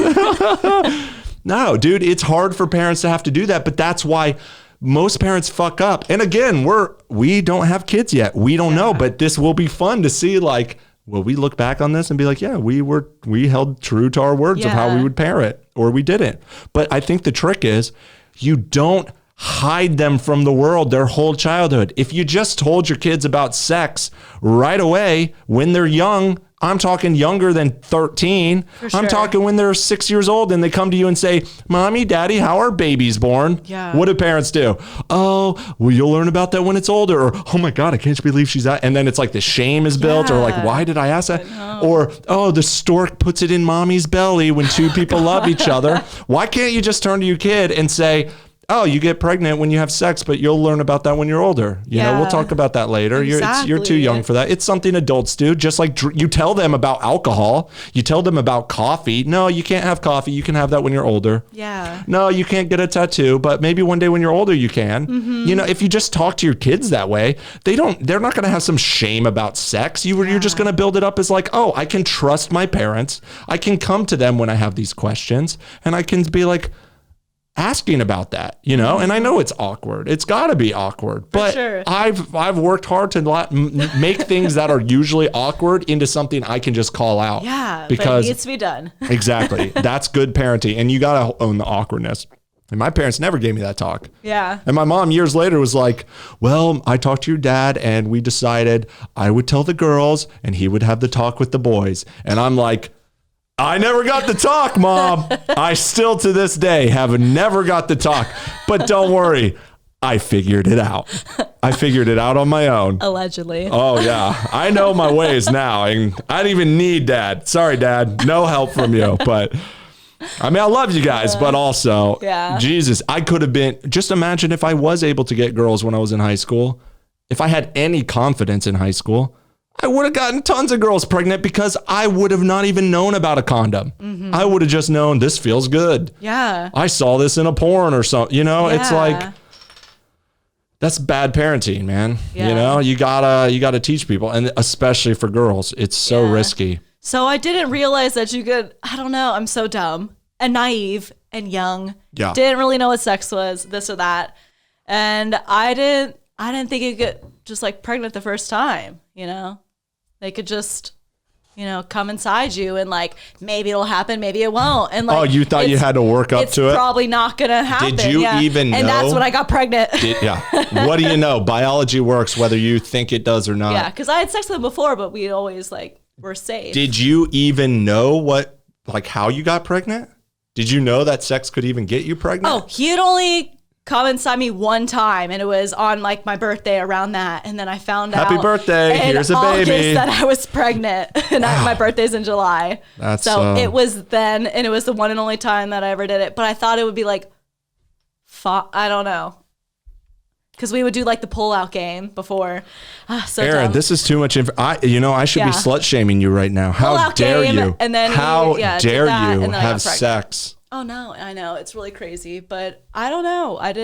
We weren't thinking. I know. And I understand that. Yeah. I understand how terrifying that must be as a girl and the risks that you're in. And that's why it's even more important to be a good father to a young girl or a good mother, whatever. But you can't shield them from the realities of life, especially when you can't say you're not allowed to do that till you're 18. That's not how life works. I know. That's just not. You're just unsure. Maybe they'll wait, you know, but you can't bank on that. No. My ex-boyfriend had lost his virginity when he was 8 years old. What? Yes. It was someone who was 13 took it from him or something. Yeah, like that. it's always, I was talking about this with because, you know, on TikTok, there's all debates about, I was like, oh my God. Somebody posted a video about, you know, there's more boys that are raped than girls. And I'm like, that's not true. But when boys are raped, it's not a man being raped unless they're in prison. It's a young boy being molested by an older girl. Yes, that's how it goes down. Yeah. That was him. And so it's like, did he seem really traumatized by it? I'm not really sure. I don't really know. He was a womanizer. Oh, yeah. I'm sure. I honestly, it depends on the age because, I mean, if you got me at any point from 12 But he had his own issues. Sure. He had a bunch of issues. I know. A lot of people do. And it's hard to narrow down. So I don't know if it was because of that. Yeah. I think it is terrible for a young boy and they're going to have some type of He definitely didn't have a good relationship with anybody. Yeah. Like he would always. Well, he probably had terrible parents too to have him in that. It was a babysitter. I I don't know if it was babysitter or someone in the neighborhood, something like that. Older friend that would come over or something, but yeah. I don't think it was the best. Yeah. I think his whole childhood was kind of like. Yeah, it's hard to narrow down like up. What caused what. But I do think, yes, him. A young boy also, like, being molested by his babysitter or teacher, that is one thing. Yeah. But once you're pretty much to 12, 13 years old as a boy, I'm pretty sure if something had happened to me, I wouldn't be that traumatized. I'd be like, I mean, it probably would get me like a kink or something later in life or some type of fetish or something. You know, I could see like that could happen. Yeah. But I don't think I would feel traumatized the way a girl would feel traumatized. Mm-hmm. And that's where I was debating with the people. As much as, again, they think I'm some womanizer or whatever, I'm like, I totally understand that sexual assault in these types of situations are way more traumatizing for a girl because your life's at risk, your pregnancy's at risk, you feel so many more pressures from society. You feel vulnerable in ways because you've actually been penetrated versus like a boy who's just kind of like, ooh, this is exciting. But it's not the same kind of thing. To have like a rape pregnancy. Oh, that's got to be awful. Oh my gosh. And when you can't talk to your parents because they shame you for your sex. Or you totally believe in like not having an abortion and stuff. Yeah. And then you like. Where does that belief come from when you're fucking 12 years old? It comes from your parents. No, but you I don't mean know. like if you're older too, no matter what, like a rape pregnancy. Yeah. But you don't But at least you have the abortions. tools to handle that. Yes, but it's still fucking traumatizing, especially if you don't, because like once you see that kid, you are more than likely going to be attached or like, I don't know. So maybe you'll give it up for adoption, but if you do keep it, it's like, that's just like a constant reminder, but you love it. And it like, it's such like I'm so sorry you came into this world in this way. Or you end up actually seeing part of the father in him, and then you hate him for that. That's a big risk. That's so sad. I mean, going back to what we talked about in the beginning with the abuse case from the parents, it was just like she was taking out her abuse on this child for no reason and just projecting all this hate onto him for her sick little game. And it's like, it's a toss up whether. And it was really interesting how she already had 2 other kids that were older, and those maybe they were abused when they were younger, but then it just got passed on to him. Yeah. I'm not really sure. It's like that boy called it, that book, you know, that everybody's read, A Boy Called It, where the mother just abused the youngest son for whatever reason. Yeah. But all the other boys were treated fine. I know. I feel like, and they talked about the psychology of that families often get kind of a scapegoat syndrome where just one person gets the hate. Yes. And and I can kind of see that because you think of like friend groups and stuff, there's always somebody that kind of becomes like, they're the one we give the shit to. Like, damn it, Craig, you fucked it up, you know? And once everybody, it's a mob mentality, whether you're family or friends, you have to understand human nature. And we are not monkeys, we're apes. Yeah. We're like chimpanzees, and we work the way chimpanzees work. We just have iPhones. But when you see other people just picking on somebody, you're like, I don't want them to pick on me, so I'm going to join the crowd and just not, people, that's human nature, you know? And you, especially as children, you have to grow out of that and become more civilized and understand it. But bullying, this cat, I told you he was going to be meowing this whole time. You can't hear him though. Yeah, you can. And also, I can hear him. And also, he just needs to stop asking. I said I was going to put him out before, and you're like, no, he'll be fine. Look, I'm taking it out on him now, but that cat is annoying. Wait until you meet our kid. Yeah. Well, a human's much different because you can actually discuss things with a human and sit down and be like, look, let's talk about this. But the cat is like so primal. It's just like, give me out, give me food, give me poop, give me all my things. It's like, yo, we don't work for you, cat. You're lucky you get to live here for free and get all this free food. Yeah. What was it? Oh, about the scapegoat syndrome. Mm-hmm. I feel like there is a bit of human nature in that. And, once the ball rolls, it becomes like easier for people it gets out of control because you start doing it a little bit and then it just becomes a habit. And then you do it a little bit more and a little bit more. And you just start going further down this road. Yeah. Raising a kid, man, it's gotta be, I'm not worried about that type of stuff happening, but just the idea of like how many families can it's so hard to be a parent. It's so hard to be like, never make, cause one misstep and you literally give this kid a complex. where like for the rest of his life, he's going to like be like, I remember that thing that happened. My God. And it's so I'm awful. traumatized by it. Yeah. I'm so lucky. I was I lived a really good life, very sheltered mostly, but like nothing ever really traumatized me in my childhood that I can remember except for the big death, you know? Mm-hmm. Which we still have not gotten into. With that, I feel pick a sad day. Yeah, I feel extremely blessed for that because there are so many things that I can think of that I'm just like, if there was certain things, I know that like, you know, I'm not traumatized from sex. Yeah. Through my parents or whatever. It was never talked about. Sure. You were sheltered. It's a different kind of thing. Exactly. I'm not. And you don't interpret that as a trauma. No. I don't really interpret it as a trauma, but I do have major authority issues because I'm like, I don't believe anybody. You guys are, you didn't teach me what I needed to know about the world. Yeah. And that gives me a bit of a fuck you to society because I'm like, society teachers don't know what's going on. Cops don't know what's going on. Parents don't know what's going on. Priests certainly don't know what's going on. Nobody knows what's going on. It's all a bunch of bullshit. Yeah. On that note, we're technically at the end. We can do one more. I feel like we're just slowly inching up to where we have to do a 2-hour podcast because. Let's just do another one. No, I mean, another clip? Yeah. Okay. We'll keep it going. We'll be right back after this commercial break. Okay. And we're back. And I'm a little out of breath because I had to chase the cat to let him out. He's stomping.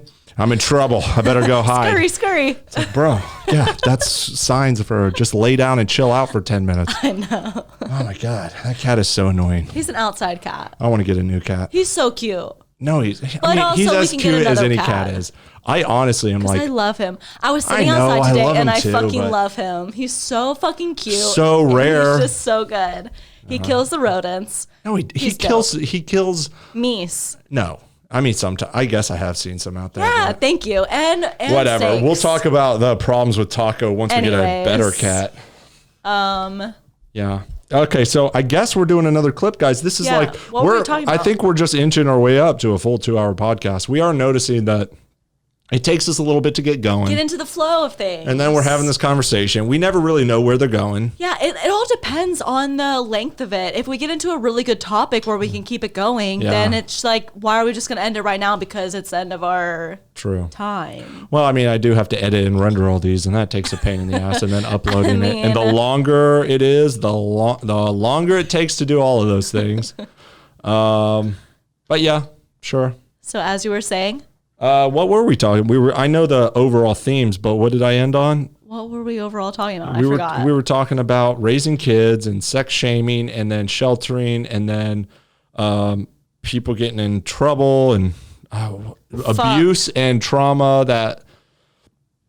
Yeah, guys, literally, you're watching this and it's like, it just jumped right back into this conversation. We're like, what were we talking about 2 seconds ago? But it wasn't 2 seconds. I had to go find the cat who was hiding everywhere. I don't know. We're just talking about the troubles of being a parent. And we were talking about your friend who was, we kind of got off that topic. I don't know. I don't know what we're talking about. Well, then we should end it. Well, it's too late. Now we're going. So we're in it now because we didn't give the proper ending. Oh.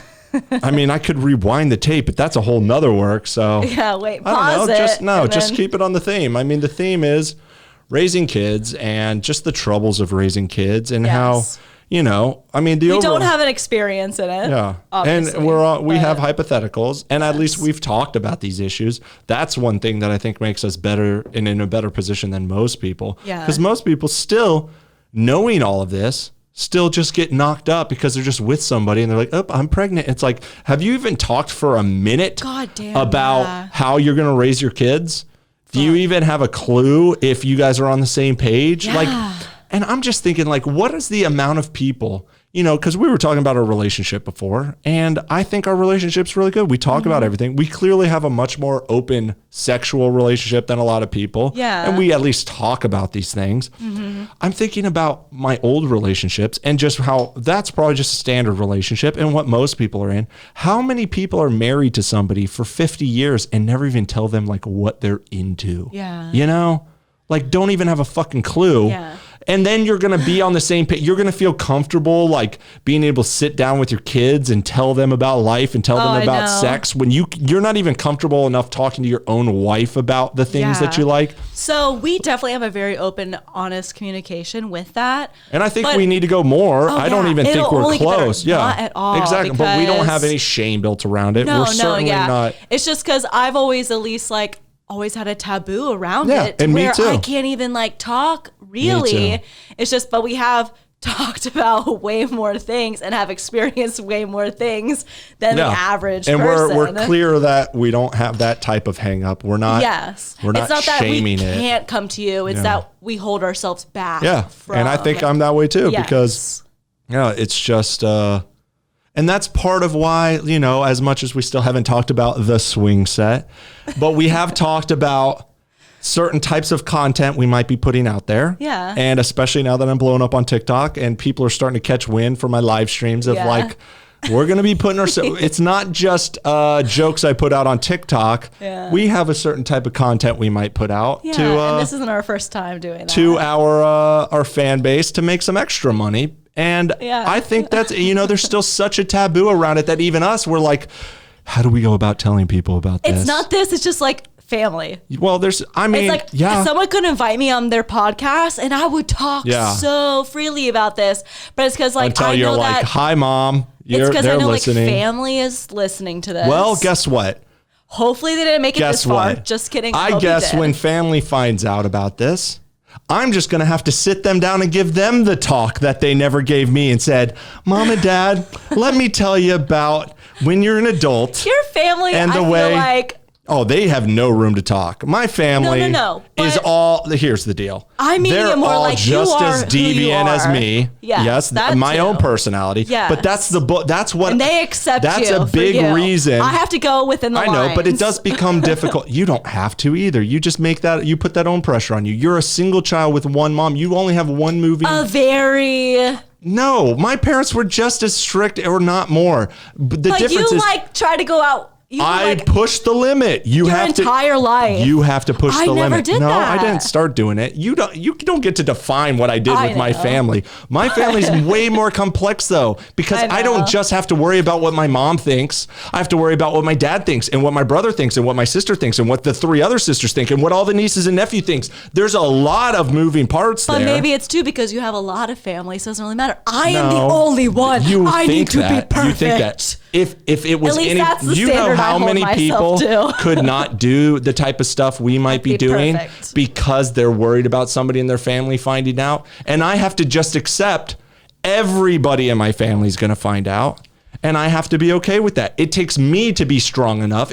My family isn't going to just magically accept or not accept. But you're a man. My point is you have to have the confidence to stand up to societal expectations and standards. And a big reason we want to do this is we want to, with everybody else, the general public, because we want to break this taboo. We want to break this taboo around sex because sex is awesome. Mm-hmm. It's one of the best, but this idea that people like you're all watching porn. Every fucking one of you is watching porn. And we're all pretending like, don't talk about this, guys. No, that's not appropriate. And no parents teach their kids. Nobody teaches everything. And yet you're jerking off to the most fucked up shit your imagination could possibly dream of.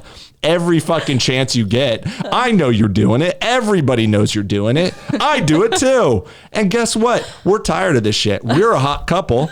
We're a fun couple. Mm-hmm. And I'm a type of person who everything I do in life is like, I'm calling it how it is. Yeah. I'm tired of fucking living by society's standards. I'm tired of being like, oh, that's its own thing. Like, no, you can fucking cuss in front of your kids. Yeah. You can tell your kids Santa Claus isn't real. Give them the fucking truth. You can tell them how babies are born. Give them the fucking truth. Mm-hmm. And when it comes to relationships, we're putting our shit out there. We're doing a podcast. We're talking about our own shit to each other. We're putting it out there to the world. Yeah. I'm trying to monetize content, any kind of content. And if that means my dick's in the content or your tits is in the content, we do that in our free time and we enjoy it. We might as well get paid to do it. Yeah. And so, fuck it.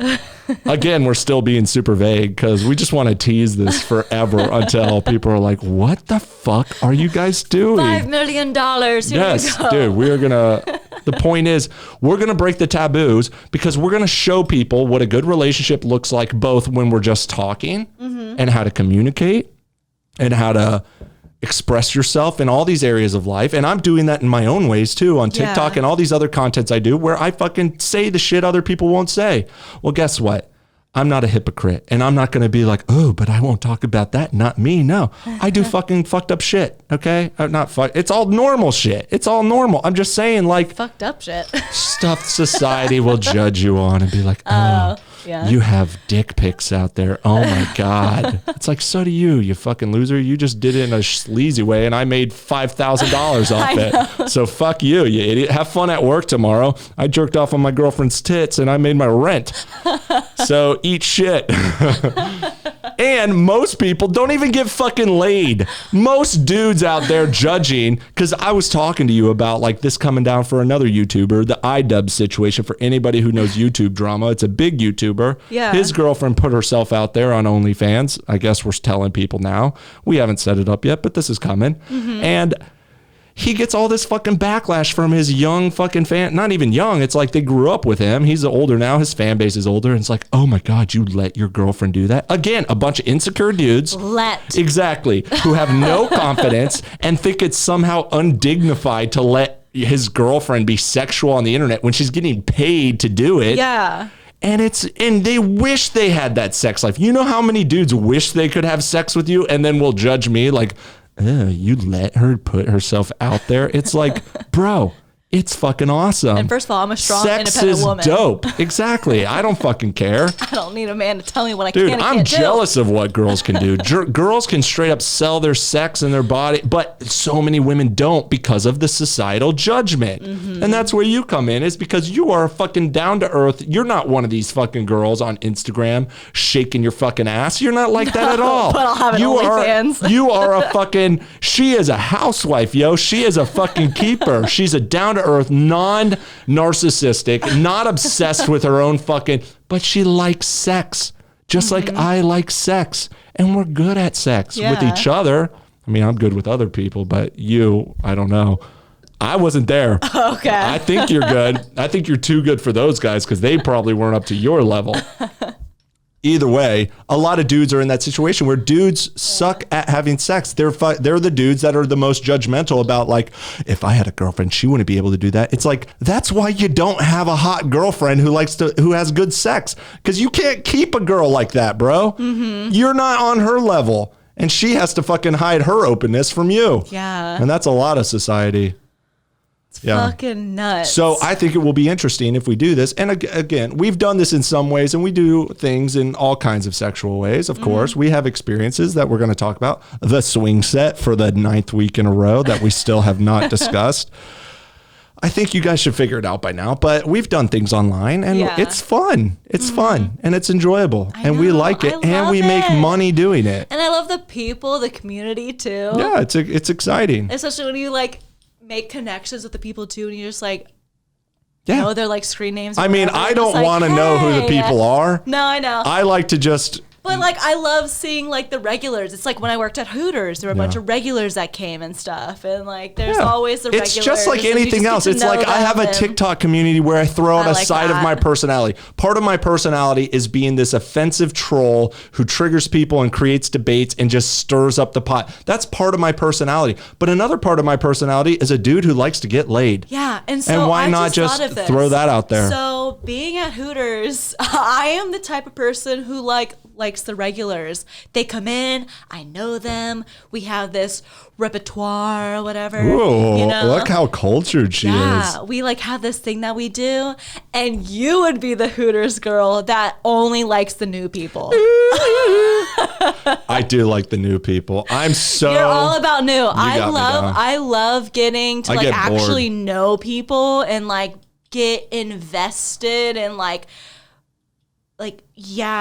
this whole thing of like getting to actually like, I like that too in some ways, but also it's just like I talked about before, the more you start peeling layers off people, then the magic is gone a lot of times, because I kind of see the bottom of the barrel real fast, and I'm like, oh, you don't have much more to offer me in excitement. Not that you're not an awesome person, but you're not going to keep my interest up for long, you know? And it's just very hard to find people. So I'm always looking for like that new spark. Are you talking about more in a sexual way then? Always. I mean, always. Friends, people. Like we'll go out and we'll meet new friends. And you're just like, hey, let's go hang out with these friends. And they got other friends with them. And I'm like, yes, let's go do that. Yeah. Even if it's dudes or whatever, I don't care. I'll have a conversation. It's like a new fun conversation. And then I'm super fired up. Like, oh, this was a great talk. These guys are super cool. Let's hang out more often.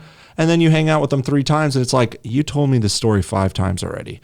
I'm bored of you. I guess and then I get over that. Things, yeah. And then it's like, oh, I thought you were this exciting person, whether it's a girl or guy, it has nothing to do with sex. It's like, I thought you were this exciting person because you were new to me. But then I quickly saw, oh, you're a very simple person. And now that I got the freshness, the novelty of you, it's gone. And it's not that it's always that way, but I can't hang out with the same people all the time. Like I'm not one of those people that just wants to hang out with their best friend all the time, unless they're very deep and have a lot of layers and we can talk about all kinds of new ideas. Yeah. That I'm interested in. Steve. Yeah, Steve's a cool dude where like he can talk about other things. He's not just like, I love that. Yes, it's important to have friends like that.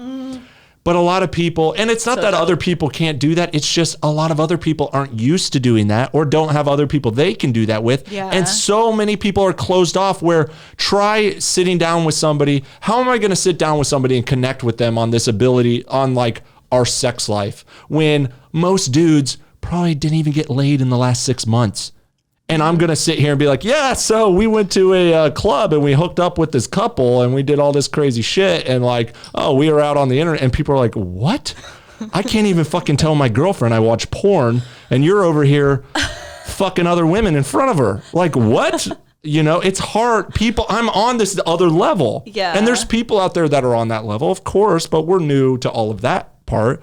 But it's just, so you don't really, and that's the thing is so many people hold themselves back from their own desires and their own dreams and they're stuck in like, oh, I can't talk about that. What if that's on social media? Like if I sat down and I brought many of our dude friends down on our podcast and I started throwing this out, you know how many people would hold back because they're afraid, like, I don't want my boss to find out about this. Yeah. I don't want my mom to hear this. You can't put that out there. And it's like, I'm trying to live a life where, dude, this is who I am, okay? And I'm going to give the roadmap, and I'm going to show you how a relationship works, and I'm going to show you how to be non-judgmental about what she does and non-judgmental about what I do, and we're going to break the fucking stigma. Yes. And we're going to break the, and then people, when I started to, because I'm promoting it, I'm like building it up so that way when we drop this, because I'm almost at 100K people on TikTok, and I think we could make some serious dough when I release this, because there's a lot of people who would love to see my dick, you know, even just to make fun of it, whatever.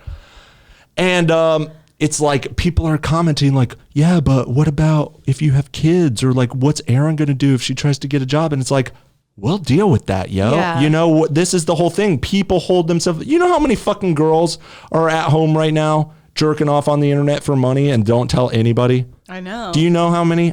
Tons. Yeah. And they don't tell anybody because there's nobody they can tell except for their best friends who are girls.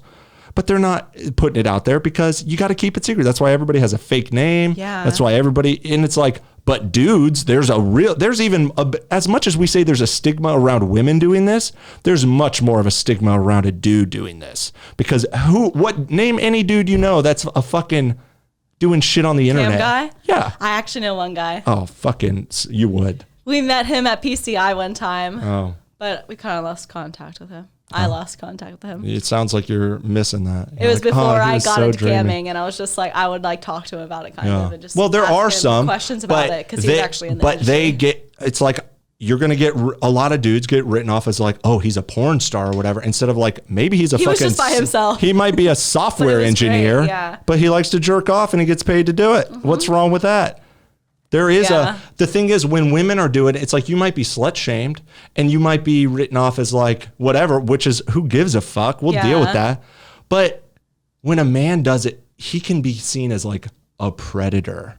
He can be seen as like, don't let him around my kids, you know? I guess that's fucked up. That's a stigma towards men, whereas women are like, oh, you don't want to marry her. She's a slut or whatever, which is bullshit. You definitely want to marry a girl who's that slutty, as long as she's like a girl that you trust and you know and you can fucking talk about this shit with. But dude, I look at some long-term relationships, people in my peer group, graduated with, people I've known over the years. And it's like, dude, I know you guys have sex, but I know for a fact he's not telling you what he's jerking off to on Pornhub. You don't fucking know half of what that dude is fantasizing about, because I know what fucking dudes think about. And same with women. How many fucking women have fantasies that their husband never know about because they're going to judge her for it, or are not man enough or confident enough to be like, oh, I can make that happen for you. You can't do that. Well, I can do that, and you can do that, and we're going to do that. Fuck it. I know. And we're going to make some fucking money doing it. So guys, if you want to see Erin's tits, not on this podcast, and then we can talk about it on this podcast because it's part of our life. So I actually, my friend sent me this TikTok, and it was of this girl, and she was recording herself, and she was kind of like done up, you know, she had lipstick on and everything. She was looking really cute. And her boyfriend came in, and he was saying how he's going to leave and hang out with the guys. And she was like, okay, yeah, go on, have fun. And then she's like looking and stuff. Oh, I think I heard that in the background. Yeah. I thought you were trying to give me signals. No, it was sent to me. And then he was just like, are you sure this is okay if I go? And she was like, yeah, go, it's fine. And she like keeps on like doing her makeup or whatever. Yeah. For most guys. And so he's just like, eventually it goes to like, oh, nah, fuck this, like I'm not going, like, or he was like, why are you looking so cute, what are you doing? She's like, oh, nothing, just like go, blah blah blah. So she's making him be like, oh, I'm going out with my boyfriend, but she's not saying it, she's just leaving the thought in his head. That was her boyfriend. No, I get it. Yeah So like, he's thinking, I'm gonna do something else. He's thinking it's a trick, and she's gonna go do her own thing. It was like this whole like manipulative, like, and she's like, I'm pretty sure like meaning it to be as like funny or like, or like whatever, like this is what you should do to like get your guy back. And like, I think it's funny that is actually a thing, because that's so fucking controlling. Why do you have, like, why can't he just go out? Why can't you just trust him? And also, if he's leaving, why can't you also just look cute? Why can't you just be doing your makeup? Why can't you why can't you go out on your own? Exactly. Why can't you then be actually going out and hang out with your friends, and he's going to hang out with his friends? Why is this whole thing like weird? That's how most relationships are, is like that. Whereas we go out separately. Lives, and also together, and also do and have together friends, and like your separate friends can also be your together friends, and like there's this whole fucking thing that people can't go on their own to hang out with their friends. Yes, that's what I'm saying. There's these relationships that start where most people are so codependent, jealous, controlling, and yet they'll get married to that person and hold them so tight, never let them go, and they don't even know the other person. They don't even know the dark thing. Not even the dark things, just the sexual things, the fantasies, every part of life that every fucking adult knows, and they don't even get to know that. You know? Erin, we did it again. We got through another segment. We got to wrap it up now, and we got to wrap it up fast. Tell your loved ones. So guys, basically, we have only scratched the surface of our slutty behavior, but you're going to anybody listening to this podcast, hello, you're going to see our genitals soon, and you're going to have to pay for it. Stop saying genitals. That's an awful word. You're going to see my dick, and you're going to see Erin's tits, and you're probably going to see us fuck, and we don't care. Okay? We don't care. We don't care. We love it. Yeah. It's fun. We have a great sex life, and we're going to monetize the fuck out of it. Hear, hear. Yeah. Cheers to your empty glasses. We killed some beers tonight. On that note, we got to wrap this up quick because this clip is going to cut. So everybody subscribe to our podcast, leave a like, leave a comment, and prepare to pay some money for our OnlyFans coming soon. Save your money. Follow me on TikTok at Nick Foster Jokes, and give us your stimulus check. Yeah. Stimulus check. Exactly. And then we'll stimulate each other. All right. That's it for this week. And we will be back next week. Thanks, and have a great quarantine. Yay. Let's go have sex now. Ba-dum-bum. Bye.